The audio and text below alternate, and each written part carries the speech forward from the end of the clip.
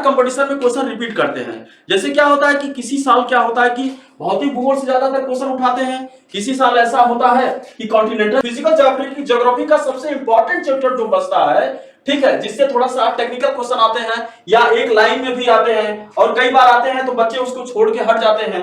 एक होता है उसका इंपॉर्टेंट चैप्टर है, ये है वेदर फॉर्मेशन। वो ऐसा कहते हुए नजर आएंगे कि क्यों यहाँ आए हो, है ना, ऐसा कुछ आपको फीलिंग होगा। आपको समझ में आ जाएगा कि ये भारत का सबसे एंशिएंट जो है स्ट्रक्चर है, सबसे पुराना कंस्ट्रक्शन है, 900 करोड़ वर्ष। Good morning student, welcome to Sarthak classes. Sarthak classes में आपका स्वागत है।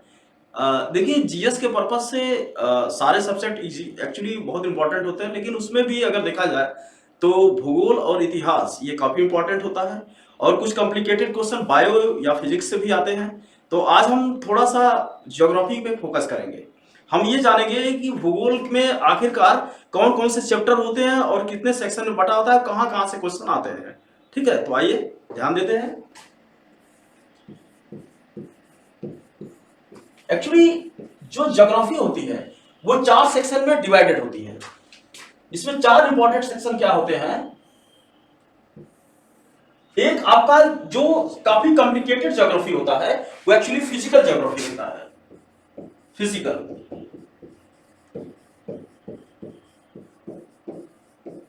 फिजिकल ज्योग्राफी को हिंदी में बोला जाता है भौतिक भूगोल।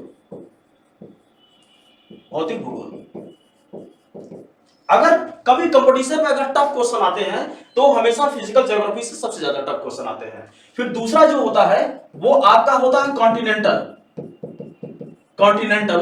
ज्योग्राफी। अब कॉन्टिनेंटल ज्योग्राफी का मतलब होता है महाद्वीपीय भूगोल।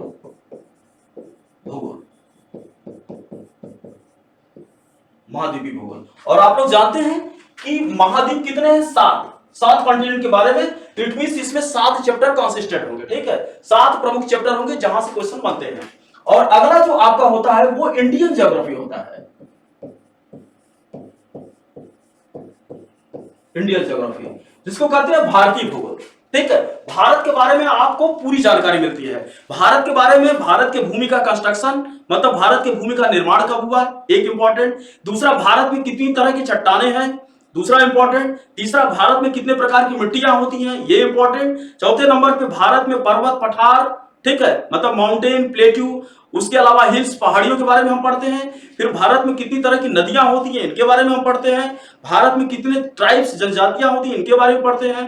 भारत में कितने प्रकार के फॉरेस्ट, जंगल है, उनके बारे में पढ़ते हैं। भारत में डांस फॉर्म, जैसे क्लासिकल डांस फॉर्म आप पढ़ते हैं कि 8, करंटली 9 हो गए हैं। फोक डांस फॉर्म मतलब क्षेत्रीय जो कलाएं हैं, डांस है, उनके बारे में हम पढ़ते हैं। तो इस तरह से भारत एक संपूर्ण अध्ययन हो जाता है। ठीक, और जिससे भी काफी क्वेश्चन आते हैं, लेकिन ये हर कंपटीशन में क्वेश्चन रिपीट करते हैं। जैसे क्या होता है कि किसी साल क्या होता है कि भौतिक भूगोल से ज्यादातर क्वेश्चन उठाते हैं, किसी साल ऐसा होता है कि कॉन्टिनेंटल ज्योग्राफी से क्वेश्चन उठाते हैं, किसी साल इंडियन ज्योग्राफी से उठा लेते हैं, और कई बार ये होता है कि करंट भूगोल होता है। लेकिन आपको सफलता तभी मिलेगी जब आपके पास बैलेंस स्टडी होगा, मतलब सबके बारे में अच्छी जानकारी होगी तभी। ये नहीं कि आपका किसी एक पोर्शन पे कमांड ज्यादा है तो आप एक सफल स्टूडेंट है, ऐसा कुछ नहीं है, कंपटीशन बीट नहीं कर पाएंगे। अब अगला जो होता है वो चौथा नंबर पे, इसको बोलते हैं करंट ज्योग्राफी।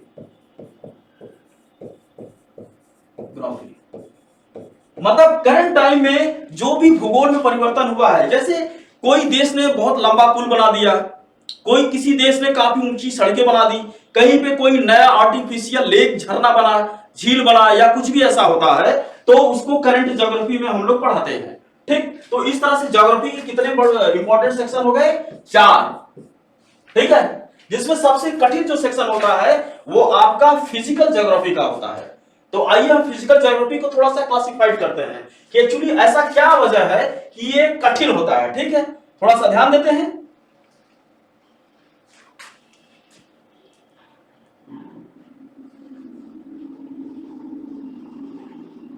ठीक, फिजिकल ज्योग्राफी देखिए, इसको कई सेक्शन में बांट के पढ़ते हैं। जैसे जो पहला इंपॉर्टेंट सेक्शन होता है फिजिकल ज्योग्राफी का, वो आपका होता है हाइड्रोलॉजी। हाइड्रोलॉजी को कहते हैं जलमंडल। इससे इसके बारे में यह पढ़ाया जाता है कि पूरे वर्ल्ड में पूरे जल मंडल मतलब कितने तरह के वाटर रिसोर्सेस हैं, जैसे महासागरों के बारे में, सागरों के बारे में, है ना, झरने के बारे में, झीलों के बारे में, या बाकी सारी चीजों के बारे में। तो हाइड्रोलॉजी एक इंपॉर्टेंट चैप्टर होता है। दूसरा जो इंपॉर्टेंट चैप्टर है वो आपका है एटमॉस्फेयर। आप वायुमंडल के बारे में पढ़ते हैं, है ना, वायुमंडल। कि वायुमंडल पहले क्या था, अब क्या हो गया है, उसका कंपोजिशन क्या है, वायुमंडल में क्या क्या डिफरेंसेस आते हैं, तो क्या क्या परिणाम होते हैं, इसके बारे में पढ़ते हैं। तीसरा जो फिजिकल ज्योग्राफी का इंपॉर्टेंट चैप्टर होता है वो आपका होता है अर्थ स्ट्रक्चर। स्ट्रक्चर बोले तो पृथ्वी की संरचना, संरचना, है ना, पृथ्वी की गहराई में क्या क्या चीजें हैं, कैसे कैसे वहां पे वोल्केनो ज्वालामुखी का या भूकंप का ओरिजिन होता है, या उसकी संरचना स्ट्रक्चर क्या है, क्या क्या डिफरेंसेस है, क्या क्या सेपरेटिज्म है, क्या क्या अलग अलग है, तो उन सारी चीजों के बारे में हम पढ़ते हैं। और अगला एक इंपॉर्टेंट चैप्टर है, ये काफी बड़ा चैप्टर होता है, इससे क्वेश्चन आते ही आते हैं, कोई भी कंपटीशन हो। इस चैप्टर का नाम है आपका कॉस्मोलॉजी, जिसको हिंदी में बोलते हैं ब्रह्मांड विज्ञान या भूगोल, ठीक है, ब्रह्मांड। इससे काफी इंपॉर्टेंट, इसमें क्या होता है कि सोलर सिस्टम बहुत इंपॉर्टेंट होता है। सोलर सिस्टम, सोलर सिस्टम के बारे में पढ़ते हैं, कॉस्मोलॉजी काफी इंपॉर्टेंट होता है। अगला जो चैप्टर होता है इस फिजिकल ज्योग्राफी का वो होता है कॉन्टिनेंटल ड्रिफ्टिंग। ड्रिफ्टिंग, इसको हिंदी में बोलते हैं महाद्वीपीय विभाजन। विभाजन, आपको देखिए एक आश्चर्य होता है कि कैसे कैसे महाद्वीपों का निर्माण हुआ। कि महाद्वीप क्या थे, पहले ग्लोब पे किसी एक पर्टिकुलर एक जगह पे थे, इनका स्कैटरिंग चालू हुआ, कोई महाद्वीप यहां पे गया, कोई यहां पे गया, कोई यहां पे गया, कोई यहां पे गया, तो कैसे कैसे इनका डिस्ट्रीब्यूशन होता है, क्या ऐसी वजह है, तो इन सब का अध्ययन जो हम कॉन्टिनेंटल ड्रिफ्टिंग में करते हैं। ये काफी इंपॉर्टेंट आपका चैप्टर होता है, ठीक है, और काफी कॉम्प्लिकेटेड भी होता है। तो ये आपका कॉन्टिनेंटल ड्रिफ्टिंग। और जब हम कॉन्टिनेंटल ड्रिफ्टिंग पढ़ाते हैं तो उसमें दो चीजें और इंपॉर्टेंट जुड़ जाती हैं, वो आपका होता है वोल्केनो, या हम कह सकते हैं वोल्केनो फॉर्मेशन। कि भाई कि कॉन्टिनेंटल ड्रिफ्टिंग या महाद्वीपीय विभाजन हुआ तो ज्वालामुखी क्यों बन गए, इसके बारे में हम पढ़ते हैं। दूसरा अर्थक्वेक के बारे में हम पढ़ते हैं, भूकंप के बारे में, भाई क्यों भूकंप आते हैं, क्या वजह है, तो ये भी काफी इंपॉर्टेंट है, ठीक। और अगला जो फिजिकल ज्योग्राफी का सबसे इंपॉर्टेंट चैप्टर जो बचता है, ठीक है, जिससे थोड़ा सा टेक्निकल क्वेश्चन आते हैं या एक लाइन में भी आते हैं और कई बार आते हैं तो बच्चे उसको छोड़ के हट जाते हैं। एक होता है इसका इंपॉर्टेंट चैप्टर है, ये है वेदर फॉर्मेशन। फॉर्मेशन, इसको कहते हैं मौसम निर्माण। अब मौसम निर्माण में किन चीजों का अध्ययन करते हैं, बादल, क्लाउड सीडिंग, बादल का अध्ययन करते हैं, रेन, वर्षा का अध्ययन करते हैं, ठीक है, किस प्रकार की वर्षाएं होती हैं, बादल कितने फॉर्मेट के होते हैं। उसके अलावा विंड्स के मतलब हवाओं के बारे में हम पढ़ते हैं, लोकल विंड्स के बारे में, क्षेत्रीय हवाओं के बारे में पढ़ते हैं, समुद्री धाराओं के बारे में पढ़ते हैं, ओशियानिक करंट के बारे में पढ़ते हैं। तो वेदर फॉर्मेशन भी एक काफी इंपॉर्टेंट चैप्टर होता है, इसके बारे में काफी, है ना, कुछ आता है क्वेश्चन। तो ये हमारा फिजिकल ज्योग्राफी का एक ड्राफ्टिंग हो गया। तो देखिए एक्चुअली हम यहाँ पे दिखाना चाह रहे हैं आपको कि फिजिकल ज्योग्राफी से या इंडियन ज्योग्राफी से या फिर महाद्वीपीय भूगोल या कॉन्टिनेंटल ज्योग्राफी से किस तरह से क्वेश्चन आते हैं, ठीक। तो जैसे हमने पहला क्वेश्चन उठाया है कि उत्तरी गोलार्ध में जलमंडल का विस्तार कितना है। देखिए आप लोग बिल्कुल जानते होंगे कि ये आपका ग्लोब होता है, जिसको डिवाइड कौन करता है, इक्वाटर लाइन करता है, मतलब 0 डिग्री लाइन, ठीक। इसको इक्वाटर लाइन कहते हैं। इक्वाटर इक्विनॉक्स एक वर्ड से बना हुआ है, जिसका अर्थ होता है कि ऐसा प्लेस जहां पे डे टाइम और नाइट टाइम बराबर हो। एग्जैक्टली समझ में आ गया। और ये क्या होता है, आपका नॉर्दर्न हेमिस्फीयर होता है, बोले तो आपका उत्तरी गोलार्ध, और ये आपका क्या होता है, सदर्न हेमिस्फीयर होता है, दक्षिणी गोलार्ध, ठीक। तो हमारा क्वेश्चन क्या है कि उत्तरी गोलार्ध में जलमंडल का विस्तार कितना होता है, तो आप ये जान लीजिएगा कि इसके 100% में, ठीक, 40% वाटर होता है, वाटर होता है, और इसके 100% में, ठीक, 80% वाटर होता है। तो आपका क्या है, क्वेश्चन का आंसर मिला, क्वेश्चन का आंसर मिल गया कि उत्तरी गोलार्ध में जलमंडल का विस्तार कितना होता है, तो इट मींस कितना होता है 40%। ठीक, अगर आपसे यही क्वेश्चन रिवर्स उल्टा करके पूछ दे कि दक्षिण गोलार्ध में जलमंडल का एक्सटेंशन, विस्तार बोले तो एक्सटेंशन, तो दक्षिण गोलार्ध में जलमंडल का विस्तार, हाइड्रोस्फीयर का एक्सटेंशन कितना होगा, तो आप देख रहे हैं ये दक्षिण गोलार्ध है, यहां पे हमने मेंशन किया 80%, तो मतलब ये क्वेश्चन आपका हो गया 80%, दूसरा क्वेश्चन आपको मिल गया। ठीक, अगर मान लीजिए इसी में क्वेश्चन कॉम्प्लिकेटेड कर दे, ये पूछ दे कि ओवरऑल कितना वाटर एक्सटेंशन हो गया, तो आप देख रहे हैं कि 80 प्लस आपका 40, इसका मतलब 120%, मतलब 200% में कितना हो गया 120%। लेकिन अब ये चीज है, इसमें कौन से जल सबसे ज्यादा होते होंगे, तो इसमें जो जल ज्यादा होंगे वो ओशियानिक वाटर, मतलब महासागरीय जल ज्यादा होंगे, महासागरीय जल, जल, और महासागरीय जल का परसेंटेज कितना होता है 97.5% होता है। तो ये आपको तीसरा क्वेश्चन, तीसरा का मतलब तीसरा आंसर मिला। तो हमारा यहां आंसर क्या है 40%। अगर यही चीज पूछ दे कि दक्षिण गोलार्ध में कितना जलमंडल है, तो 80%। अगर यही आपसे पूछ दे कि पूरे वर्ल्ड में या पूरे ग्लोब पर महासागरीय जल का एक्सटेंशन कितना है, महासागरीय जल का विस्तार कितना है, तो 97.5%। ठीक, ओके, आगे बढ़ते हैं। अब देखिए यहां पे दूसरा क्वेश्चन हमने उठाया है कि भारत का सबसे प्राचीन क्षेत्र क्या है। ठीक है, भारत का सबसे प्राचीन क्षेत्र क्या है, प्राचीन क्षेत्र इसको कहते हैं आर्कियन इंडिया। ठीक, तो देखिए भारत का मैप कैसा होता है, आपने देखा होगा भारत का मैप कुछ एग्जैक्टली इस तरह से होता है, ऐसा है। ठीक है, हम नॉर्मल तौर पे बना रहे हैं, थोड़ा सा जम्मू कश्मीर के इलाके को, उस भारत का मैप आप लोग कैसा देखते हैं, इस तरह से देखते हैं। ठीक है, देखते हैं, और कहा यह जाता है कि इंडिया का जो फॉर्मेशन है, हमारे भूमि का जो फॉर्मेशन है, आज से 900 करोड़ वर्ष पहले प्रारंभ हुआ, करोड़ों वर्ष पहले प्रारंभ हुआ। लेकिन कौन सी भूमि प्रारंभ हुई, ये जो ये साइड की जो भूमि होती है ना, ईस्टर्न हिमालय का रीजन, ये सबसे नई भूमि होती है, न्यू लैंड फॉर्मेशन है ये इसका कंस्ट्रक्शन कहा जाता है कि 2 करोड़ वर्ष पहले पूरा हुआ।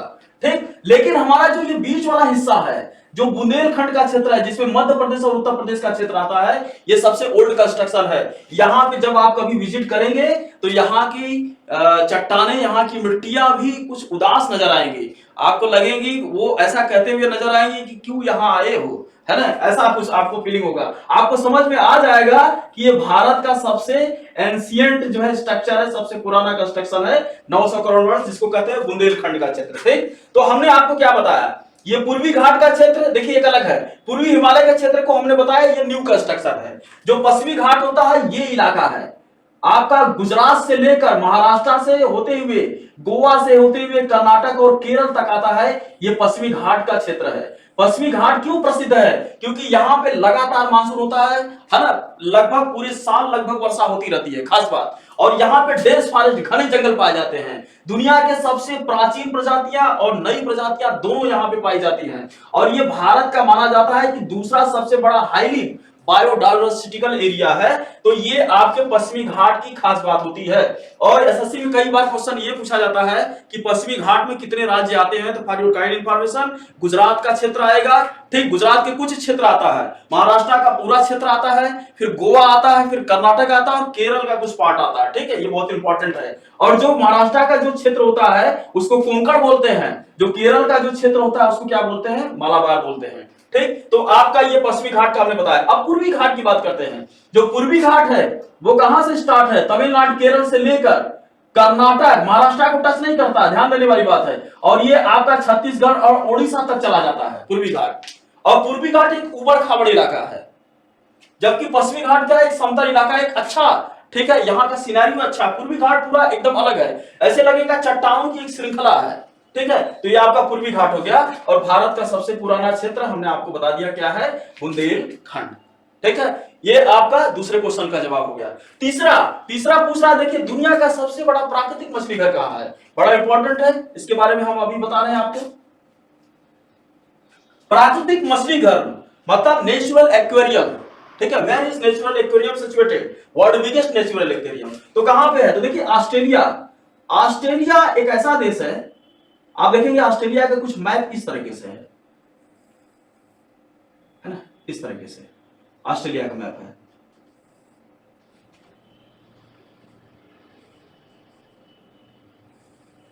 क्षेत्र है। तो इस इलाके में दुनिया का सबसे बड़ा प्राकृतिक नेचुरल एक्वेरियम है। यहां पे लोग टूरिज्म के लिए जाते हैं। ऑस्ट्रेलिया में टूरिज्म के लिए क्या है, यही चीज है। और ये लगभग 2000 किलोमीटर में फैला हुआ है। जब आप यहां पे जाएंगे तो 250 से लेकर 300 मीटर गहराई में समुद्र में कम से कम 800 850 से ज्यादा रंग बिरंगी मछलियों की प्रजाति है, जहां पे लोग जाते हैं, स्कपिंग करते हैं और काफी नेचर का काफी एंजॉय करते हैं। तो ये दुनिया का सबसे बड़ा क्या है, प्राकृतिक आपका मछली घर कहां पे है, ऑस्ट्रेलिया के ईस्टर्न साइड में, ठीक है। और इसको बोलते हैं क्वींसलैंड प्रोविंस, क्वींसलैंड प्रांत बोलते हैं, इसके ईस्टर्न साइड में है। और ऑस्ट्रेलिया का सबसे बड़ा माउंटेन सीरीज में ग्रेट डिवाइडिंग रेंज इसी रेंज में है पूरा। ठीक, पहला चीज ये तो इसका आंसर क्या हो गया आपका, ऑस्ट्रेलिया। देखिए नेचुरल एक्वेरियम कनाडा में भी पाया जाता है, नेचुरल एक्वेरियम यूएसए में भी पाया जाता है। ठीक है, अगर हम देखें एक छोटा सा मैप आपको ड्रा करें तो आप देखे होंगे कि कुछ इस तरह से नॉर्थ अमेरिका का मैप होता है। ठीक, इस तरह से होता है। और ये पार्ट आपका कनाडा का होता है, ये पार्ट आपका यूएसए का होता है। तो यहां पे भी नेचुरल एक्वेरियम पाए जाते हैं। ठीक, लेकिन इतने बड़े आकार के नहीं है जितना बड़ा कि ऑस्ट्रेलिया के ईस्टर्न साइड में है। ठीक, इंपॉर्टेंट क्वेश्चन। और रसिया में नेचुरल एक्वेरियम बहुत कम नॉमिनल पाए जाते हैं। और भारत का अगर नेचुरल एक्वेरियम देखें तो आपका क्या है, श्रीलंका है ना, और भारत के बीच में आपने पढ़ा होगा गल्फ ऑफ मन्नार, ये क्या है, ये भी एक नेचुरल एक्वेरियम है। ठीक है, तो ये 3 इंपॉर्टेंट क्वेश्चन इसी तरह से क्वेश्चन आपसे पूछे जाएंगे। ठीक, थैंक यू फॉर वॉचिंग।